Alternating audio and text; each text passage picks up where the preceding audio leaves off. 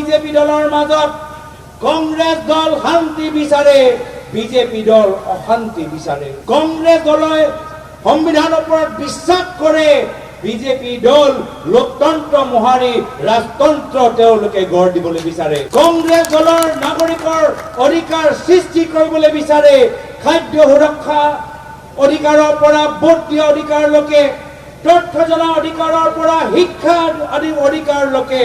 আৰু বিজেপি দল এটা এটাকৈ আপোনালোকৰ অধিকাৰ তেওঁলোকে চুৰ কৰিবলৈ বিচাৰে। কংগ্ৰেছ দলৰ ভিতৰত স্বাধীনতা সংগ্ৰামীৰ মানুহৰ তেজ আছে আৰু বিজেপি দলৰ বৰ্তমান বিজেপি দলৰ মাজত গৰু চোৰ, পানী চোৰ, চাউল চোৰ, মাটি চোৰ সোমাই আছে। যেতিয়া আমাৰ কংগ্ৰেছৰ চৰকাৰ আহিব, আমি সকলোৱে এখন নতুন বৰ অসম আমি গঢ় দিম।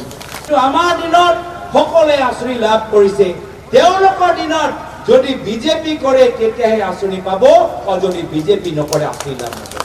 তেতিয়া আমাৰ পৰৱৰ্তী দিনত যেতিয়া SIT তেখেতৰ ওপৰত লাগিব, তেতিয়া তেওঁলোকৰ ওচৰত পলাবলৈ ক'তো তেওঁলোকৰ স্থান নাথাকিব আৰু বেলেগ বিৰোধী দলৰ লগত মিত্ৰতা হোৱা সম্ভাৱনা 100% নিশ্চিত। আৰু আমালোকৰ দলৰ মাজত বেয়া বেয়া মানুহবোৰ আমাৰ পৰা আঁতৰি গৈছে, আমাৰ পৰা আঁতৰি গৈছে আৰু আমি এখন ভাল মানুহৰ আমি এখন দল হ'বলৈ বিচাৰো আৰু ভাল মানুহৰ ভদ্ৰতা এখন অসম আমি গঢ় দিবলৈ বিচাৰো। বিজেপি দলৰ মাজত কংগ্ৰেছ দল শান্তি বিচাৰে, বিজেপি দল অশান্তি বিচাৰে। কংগ্ৰেছ দলে সংবিধানৰ ওপৰত বিশ্বাস কৰে, বিজেপি দল লোকতন্ত্ৰ মোহাৰি ৰাজতন্ত্ৰ তেওঁলোকে গঢ় দিবলৈ বিচাৰে। কংগ্ৰেছ দলৰ নাগৰিকৰ অধিকাৰ সৃষ্টি কৰিবলৈ বিচাৰে, খাদ্য সুৰক্ষা অধিকাৰৰ পৰা ভোট দিয়া অধিকাৰলৈকে, তথ্য জনা অধিকাৰৰ পৰা শিক্ষা আদি অধিকাৰলৈকে। আৰু বিজেপি দল এটা এটাকৈ আপোনালোকৰ অধিকাৰ তেওঁলোকে চুৰ কৰিবলৈ বিচাৰে। কেতিয়াবা ভোটৰ অধিকাৰ কাঢ়ি লৈ যাবলৈ বিচাৰে, কেতিয়াবা ভূমি অধিকাৰ কাঢ়ি লৈ যাবলৈ বিচাৰে। কংগ্ৰেছ দলৰ ভিতৰত স্বাধীনতা সংগ্ৰামীৰ মানুহৰ তেজ আছে আৰু বিজেপি দলৰ বৰ্তমান বিজেপি দলৰ মাজত গৰু চোৰ, পানী চোৰ, চাউল চোৰ, মাটি চোৰ সোমাই আছে। এইকাৰণে আজি তাৰিখত মানুহে চাই আছে যে পূৰ্বত কংগ্ৰেছ দল যেতিয়া অসমত আছিল, প্ৰাত তৰুণ গগৈদেৱৰ নেতৃত্বত অসমৰ দুখীয়া ৰাইজ উপকৃত হৈছিল। আকৌ পৰৱৰ্তী দিনত যদি অসমত পুনৰবাৰ কংগ্ৰেছৰ নেতৃত্বৰ চৰকাৰ আহে, অসমৰ ভিতৰত কেনেদৰে পৰিৱৰ্তন হ'ব। আৰু আজি এই তেজপুৰ ভূমিৰ পৰা, এই ঐতিহাসিক তেজপুৰ ভূমিৰ পৰা, আমাৰ প্ৰয়াত জ্যোতিপ্ৰসাদ আগৰৱালৰ মৰমৰ তেজপুৰৰ ভূমিৰ পৰা আমি কৈছোঁ কি যেতিয়া আমাৰ কংগ্ৰেছৰ চৰকাৰ আহিব, আমি সকলোৱে এখন নতুন বৰ অসম আমি গঢ় দিম। যি দিছে য'তে ত'তে তেওঁলোকে মাটি কিনিছে আৰু দিছে নেকি? আজি তেওঁলোকে কৈছে যে আমি 1250 টকা দিছো। এইটো 1250 টকা তেওঁলোকৰ ব্যক্তিগত ধন নহয়, এয়া ৰাইজৰ ধন। আমাৰ দিনতো আমাৰ বিভিন্ন আঁচনি আমি কংগ্ৰেছৰ দিনত আমি ৰাইজৰ মাজত বিতৰণ কৰিছো। মামনি আঁচনি, মাজনী আঁচনি, বাইদেউ আঁচনি, নৌবৌ আঁচনি, কলপতৰ আঁচনি। কিন্তু আমাৰ দিনত সকলোৱে আঁচনি লাভ কৰিছে, তেওঁলোকৰ দিনত যদি বিজেপি কৰে তেতিয়াহে আঁচনি পাব, আৰু যদি বিজেপি নকৰে আঁচনি লাভ নকৰে। ড্ৰাগছ আজি ব্যাপক ৰূপ ধাৰণ কৰিছে। হিমন্ত বিশ্ব শৰ্মা ডাঙৰীয়া, মোৰ জীৱনটো তুমি মদ আৰু ড্ৰাগছৰ ফালে কিয় ঠেলি দিলা? সেই প্ৰশ্নৰ উত্তৰ হিমন্ত বিশ্ব শৰ্মা ডাঙৰীয়াৰ ওচৰত উত্তৰ নাথাকিব। আমাৰ ওপৰত SIT লগাই হিমন্ত বিশ্ব শৰ্মা ডাঙৰীয়াৰ ওপৰত যেতিয়া আমাৰ পৰৱৰ্তী দিনত যেতিয়া SIT তেখেতৰ ওপৰত লাগিব, তেতিয়া তেওঁলোকৰ ওচৰত পলাবলৈ ক'তো তেওঁলোকৰ স্থান নাথাকিব।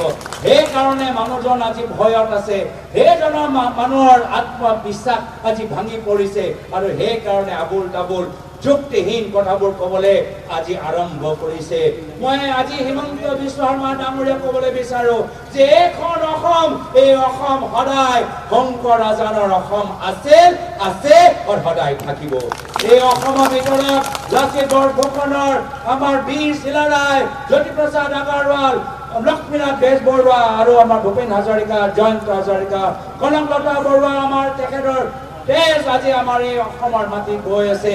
সেইকাৰণে অসম সদায় এখন বৰ অসম হৈ থাকিব আৰু বেলেগ বিৰোধী দলৰ লগত মিত্ৰতা হোৱা সম্ভাৱনা 100% নিশ্চিত 100% নিশ্চিত আৰু এখন মঞ্চত আমি কৈছো যে পৰৱৰ্তী বিধানসভা নিৰ্বাচনত 100খন আসনৰ ওপৰত কংগ্ৰেছ দল নিজে প্ৰতিদ্বন্দ্বিতা কৰিব 100 আসনৰ ওপৰত কংগ্ৰেছ দলে নিজে প্ৰতিদ্বন্দ্বিতা কৰিব আৰু বাকিখিনি আসন আমি আমাৰ মিত্ৰ গোটৰ বিৰোধী দলৰ মাজত আমি আলাপ আলোচনা যোগেদি আমি ভাগ কৰিম এই কাৰণে চিন্তা কৰিব নালাগে মিত্ৰতা হ'বই আমি সকলোৱে মিলি জুলি আমি হিমন্ত বিশ্ব শৰ্মা ডাঙৰীয়াৰ অপশাসন অন্যায় আৰু অত্যাচাৰৰ পৰা আমি ৰাইজক আমি পৰিত্ৰাণ দিম কিন্তু সত্য ৰাইজ অপশাসন বহুত হল গৰু চোৰৰ অপশাসন বহুত হল মাটি চোৰৰ অপশাসন বহুত হল চাউল চোৰৰ অপশাসন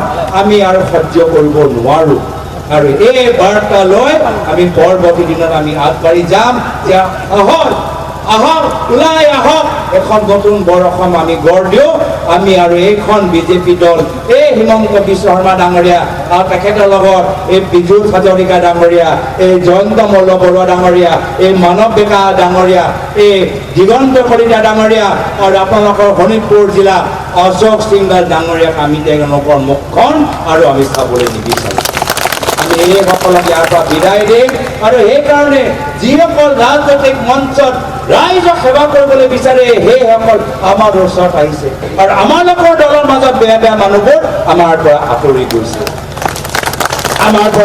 গৈছে আৰু আমি এখন ভাল মানুহৰ আমি এখন দল হ'বলৈ বিচাৰো আৰু ভাল মানুহৰ ভদ্ৰতা এখন অসম আমি গঢ় দিবলৈ বিচাৰো